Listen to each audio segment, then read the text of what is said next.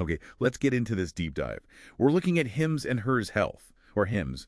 It's a $7.2 billion company growing incredibly fast, Right. and yet the consensus rating is a firm hold. Yeah. So our mission today is to figure out why. Why is this stock seen as such a binary bet? What is the market so worried about? Well, it's a fascinating situation because you have this perfect collision. On one hand, you have a huge operational success, Right. and on the other, it's running headfirst into a massive regulatory risk.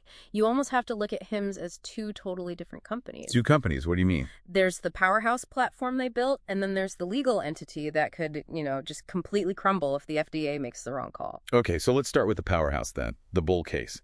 Hims has done a great job moving past just being a lifestyle brand for hair loss or ED. Oh, absolutely. They're projecting, what is it, almost 60% revenue growth this year? 60%.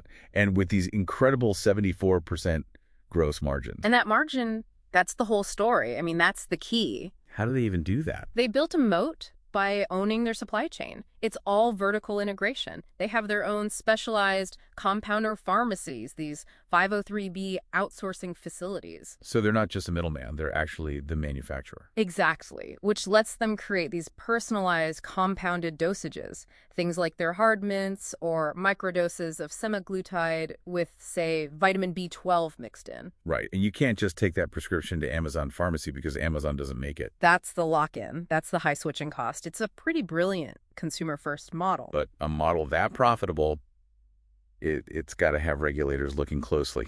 So let's pivot to the risk. You called it the compounding cliff.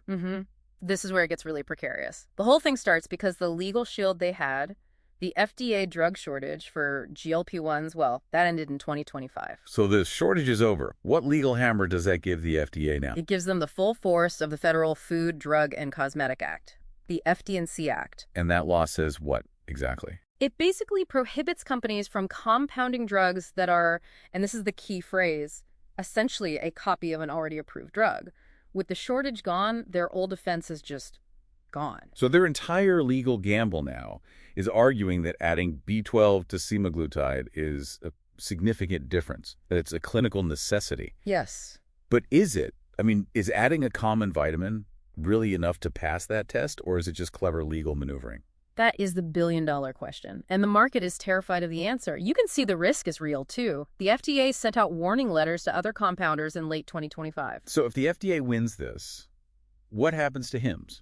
If they win, revenue estimates could drop by a staggering 30 to 40% instantly. Wow. Okay, so that explains the paradox in the valuation. Hims is trading at a low 24x forward EV/EBITDA, even with all that growth. That's the regulatory discount you're seeing in real time. The market is pricing in a catastrophe. It's basically waiting for a judge to decide if this legal gray zone is about to turn black. And the insider signals just make it more confusing. Yeah. We saw the CEO, Andrew Dudum, sell over $33 million in stock back in August 2025. Exactly. It's the ultimate tug of war. The founder is cashing out, but at the same time, huge institutional smart money, like JT Morgan, is backing up the truck and buying shares. Someone's going to be spectacularly wrong here. Very wrong. So to hedge that bet, they're trying to diversify, right? They're trying to reduce their reliance on GLP-1s. They have to. They launched Kylo, which is their own branded, approved oral testosterone treatment, and they're expanding into menopause care, which has huge potential. So at the end of the day, it's an amazing business with this